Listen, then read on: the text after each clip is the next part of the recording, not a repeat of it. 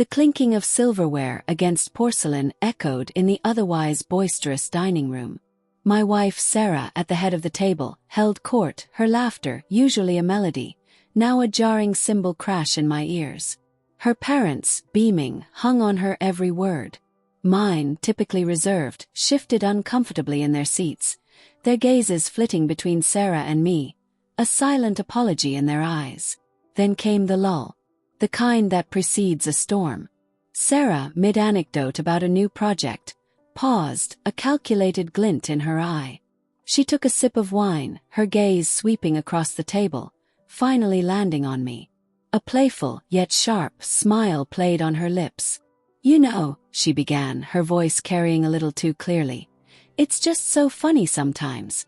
I was looking at our last pay stubs and I realized. Well, let's just say someone at this table is definitely bringing home the bacon, and it's not always who you'd expect." A ripple of nervous laughter spread. My father cleared his throat. My mother's hand instinctively reached for my arm under the table, a squeeze of comfort, or perhaps a warning. I felt a familiar heat creeping up my neck. I knew where this was going. She'd done it before in smaller, more subtle ways. But never like this. Not in front of everyone. Not with that blatant, dismissive tone. I met her gaze, keeping my expression neutral, a feat that felt monumental given the tremor in my hands. The irony was a bitter taste in my mouth. She had no idea. No idea what I held tucked away, a folded piece of paper that felt heavier than lead. A silence descended again, thicker this time, pregnant with anticipation. All eyes were on me. The air crackled. This was her moment, her public triumph. And I was, in her narrative, the vanquished. But I wasn't. Not anymore. I took a slow breath, the aroma of roasted lamb suddenly cloying. My focus narrowed. The vibrant colors of the room seemed to mute, the background noise fading into a distant hum. All that remained was Sarah's expectant smirk, and the burning weight in my pocket. I reached inside my blazer, my fingers brushing against the crisp paper. My hand emerged from my blazer, not with the expected defensive gesture, nor with a forced smile. It held a crisp white envelope, the kind that usually holds good news or perhaps a bill. But the weight of this one was different. It hummed with unspoken words, with an unwritten ending. Sarah's smile faltered, just for a flicker. Her eyes, which had been so confidently fixed on mine, darted to the envelope, then back to my face, a question mark forming in their depths. The murmurs around the table died down completely. The clinking of cutlery was a distant memory. The only sound was the faint hum of the refrigerator in the kitchen. I extended my arm, slowly, deliberately, holding the envelope out to her. Her brow furrowed. Confusion. Then a hint of annoyance. She probably thought it was some kind of belated gift, or perhaps an attempt to change the subject, a poorly executed deflection. "What's this?" she asked, her voice a little sharper than before, the playful edge gone. She took the envelope from my hand, her fingers brushing mine. They felt cold. She looked at the front of it. There was no name, no address. Just a company logo, subtly embossed at the top. A company she knew well. A company she worked for. Her company. Her eyes widened just a fraction. Then they narrowed as she quickly ripped open the flap. The sound, a tearing crescendo in the silent room, was almost deafening. She pulled out the single sheet of paper inside, unfolding it with a jerky motion. Her gaze swept across the page. Her lips, which had been curved in that condescending smirk moments before, now thinned into a tight, pale line. The color drained from her face, leaving a stark, almost ghostly pallor. Her eyes, those confident, sparkling eyes, now held a dawning horror. They flickered up to me, then back to the letter, then to me again, searching, dissecting, disbelieving. The silence stretched, agonizing and thick. Felt like an eternity. The air was charged, crackling with unspoken words, with the shattering of expectations. Her hand, holding the letter, began to tremble, almost imperceptibly at first, then more visibly. The paper rustled, a dry whisper of doom. I watched her, my own breath held captive in my chest. There was no triumph in my heart, no satisfaction, only a profound, hollow ache. This wasn't victory. This was just the inevitable. The letter slipped from her trembling fingers, a white flag of surrender fluttering to the polished hardwood floor. It lay there, a stark, undeniable testament to the unraveling of her carefully constructed world. Her parents, their faces now mirroring her shock, exchanged bewildered glances. My own parents sat frozen, their earlier discomfort replaced by a palpable tension, a quiet dread. Sarah's gaze was fixed on me, a mixture of disbelief, betrayal, and a raw, dawning terror in her eyes. The color had not returned to her cheeks. Her mouth opened, then closed, no sound emerging. It was as if the air had been sucked from the room, leaving her breathless, voiceless. What is this?" she finally whispered, her voice barely audible, a fragile thread in the oppressive silence.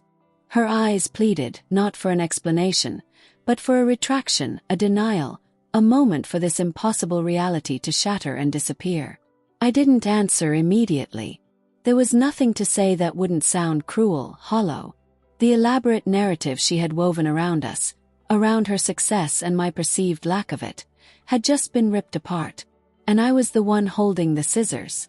Her father, usually jovial and loud, leaned forward, his brow furrowed with concern. "Sarah, what's wrong? What's that letter?" She ignored him, her gaze locked onto mine, searching for answers, for a reason, for anything but the truth that lay so plainly before her. Her jaw tightened, a muscle twitching in her cheek. The fear slowly began to give way to something else, something sharper, colder. Resentment, anger. "You knew," she accused, her voice finding its strength, though still tinged with a tremor. "You knew and you let me. You let me say all that." Her eyes glittered, not with tears, but with a fierce, wounded pride. I met her gaze squarely. "Did you really think I enjoyed it?" My voice was calm, almost detached, a stark contrast to the storm brewing in her eyes. "Did you think I liked being undermined, publicly, repeatedly? Did you think I would just take it?" The accusation hung in the air, a poisonous fog. Her parents looked from her to me, their expressions a mix of confusion and dismay. My parents remained silent, their faces etched with a familiar sadness. This wasn't the first time they'd witnessed the friction between us, but it was by far the most public and the most devastating.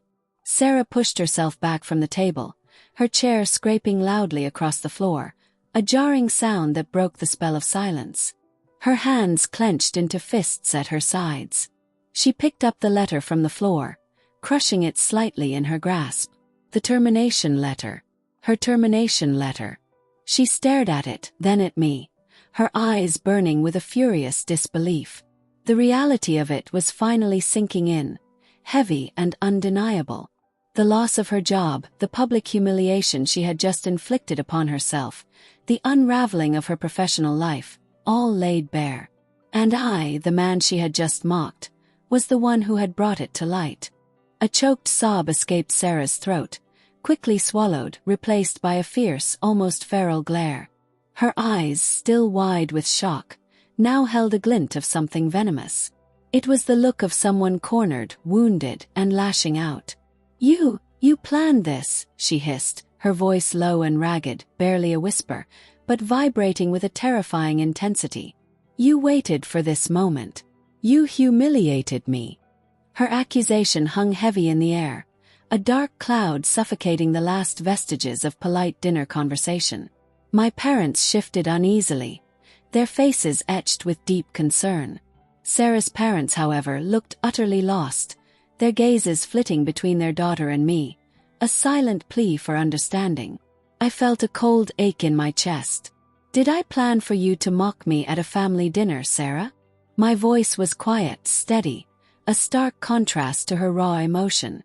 "Did I plan for you to continuously belittle my efforts, my income, my worth?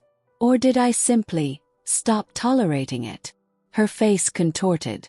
The rage and humiliation were warring within her, a visible struggle.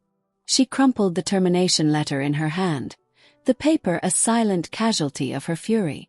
"This isn't fair," she cried out, her voice rising now, cracking with desperation.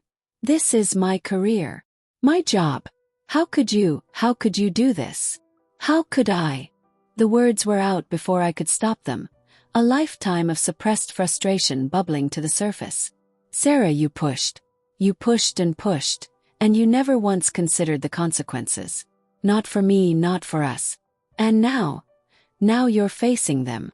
The room was utterly silent, save for Sarah's ragged breathing. Her shoulders heaved. She looked around the table at her parents, at mine, as if expecting someone to intervene, to defend her, to negate the undeniable truth of the letter in her hand. But there was only silence, heavy and condemning. Her gaze landed on the untouched plate of food in front of her, the once appealing aromas now stale and uninviting. The perfect family dinner, meticulously planned, had imploded. The illusion of her control, of her superiority, had shattered into 1,000 irreparable pieces. She dropped the crumpled letter onto the table, a final, despairing gesture. Then, without another word, without a backward glance, she pushed her chair back further, sending it scraping loudly across the floor, and fled the dining room. The sound of her hurried footsteps echoed down the hall, then the sharp click of the front door. The silence that followed was profound, deeper than before. It wasn't just the absence of sound. It was the absence of everything. The laughter, the conversation, the pretense. All gone, leaving behind a raw, exposed wound. Here's the next part of the story, focusing on the immediate aftermath with the family and the heavy silence that followed. The front door clicked shut, a hollow echo that sealed the silence in the dining room. No one moved. No one spoke. The remnants of a perfectly planned dinner, now a battlefield of shattered expectations, sat untouched on the table. The steam had long since vanished from the food, much like the warmth from the atmosphere. Sarah's parents, Mr. and Mrs. Henderson, were a study in bewildered grief. Mrs. Henderson, usually so poised, had her hand clamped over her mouth, her eyes wide and glistening. Mr. Henderson, whose booming laugh had filled the room moments before, now sat slumped, his gaze fixed on the crumpled letter on the table as if it held the answer to an impossible riddle. They looked from the empty space where their daughter had been to me, their expressions pleading for an explanation I couldn't articulate in a way that would make this less painful. My own parents were just as stunned, but their shock was tinged with a deeper, more weary understanding. My mother reached across the table, her hand finding mine, giving it a reassuring squeeze. My father simply nodded, a slow, grave acknowledgement of the weight of the moment. They knew, better than anyone, the long history of subtle barbs and dismissive comments that had led to this explosion. Finally, Mr. Henderson cleared his throat, the sound raspy and uncertain. What was that, son?" His voice was low, devoid of its usual booming confidence. "What did you give her?" I looked at the crumpled paper, then back at him. "It was her termination letter, sir." A collective gasp went around the table, though it was barely audible. Mrs. Henderson let out a small, wounded sound. "Termination," Mr. Henderson repeated, as if the word itself was alien. "From her company. But she's been doing so well. She just got that big promotion last month," she said. The irony of that statement hung heavy. Sarah's big promotion had been just another piece of the carefully constructed facade she presented to the world, and to her family. The promotion was contingent on certain performance metrics she failed to meet, I explained, keeping my voice even, though my stomach churned. And there were other reasons. Internal issues. She'd been warned. This was the truth, but it was a cold, clinical truth, devoid of the emotional complexity that had led to this moment. They wouldn't understand the years of feeling diminished, of my own achievements being constantly overshadowed or outright dismissed, all while she built her narrative of unparalleled success. Mrs. Henderson buried her face in her hands, a muffled sob escaping. Mr. Henderson ran a hand through his thinning hair, his eyes darting around the room as if searching for an escape route from this nightmare. The silence returned, but this time it was different. It was filled with the unspoken questions, the shattering of illusions, and the raw pain of a family witnessing its foundation crack. The comfortable facade of the perfect family dinner had been irrevocably shattered, replaced by the stark, uncomfortable reality of long-festering resentments finally erupting.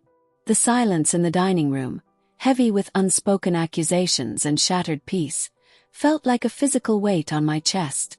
My gaze drifted to the crumpled termination letter on the table, then to the empty seat where Sarah had been. This wasn't how I envisioned things. Not this raw, public unraveling. Yet as I sat there, the quiet hum of the refrigerator now a deafening drone, I knew there was no other way. My mind replayed the last few years, a highlight reel of condescension. It started subtly. A dismissive wave of the hand when I talked about my work, a patronizing smile when I celebrated a small victory. Then it escalated. Comparisons, thinly veiled at first, then blatant.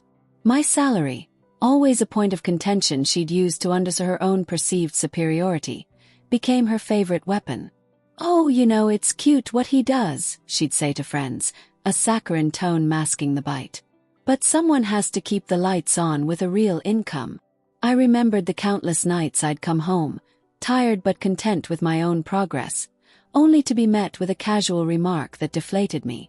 The way she'd boast about her bonuses, her promotions, her power lunches, always with a subtle implication that my world was smaller, less significant. I tried to talk to her to explain how it felt, but my words were always met with rolled eyes, a shrug, or a dismissive, "Oh, don't be so sensitive. It's just a joke." But it wasn't a joke. It was a slow erosion of my self-worth, a constant chipping away at the foundation of our relationship. And the biggest irony, I knew about her job long before tonight. I knew about the missed targets, the warnings, the precariousness of her position. My network, the one she often mocked as small time, had quietly provided the intel. I could have warned her. I could have intervened. But after years of being belittled, something inside me had fractured. Tonight, when she launched into her performance, that carefully chosen line about bringing home the bacon, it wasn't just a jab. It was the final straw. It was the moment I realized that her need to feel superior, to diminish me, was more important to her than any semblance of respect or partnership. And it was in that instant, with the termination letter in my pocket, that a cold clarity settled over me. This was her narrative. This was her stage. And I would let her play it out, right to the bitter, undeniable end. I looked at my parents, their faces etched with sympathy and understanding. My mother's hand still rested on mine. I knew this would hurt them, would cause ripples of discomfort in the family. But I also knew they understood on a deeper level why this had to happen. The future stretched before me, uncertain and vast. There would be difficult conversations, messy logistics, and the painful untangling of two lives that had become so entwined. But as I sat there, the echo of Sarah's hurried footsteps still lingering, a strange, fragile sense of peace began to settle over me. The charade was over. The suffocating weight of her judgment had lifted. And for the first time in a very long time I felt like I could breathe again. The dinner party was over. Our marriage, I knew, was too.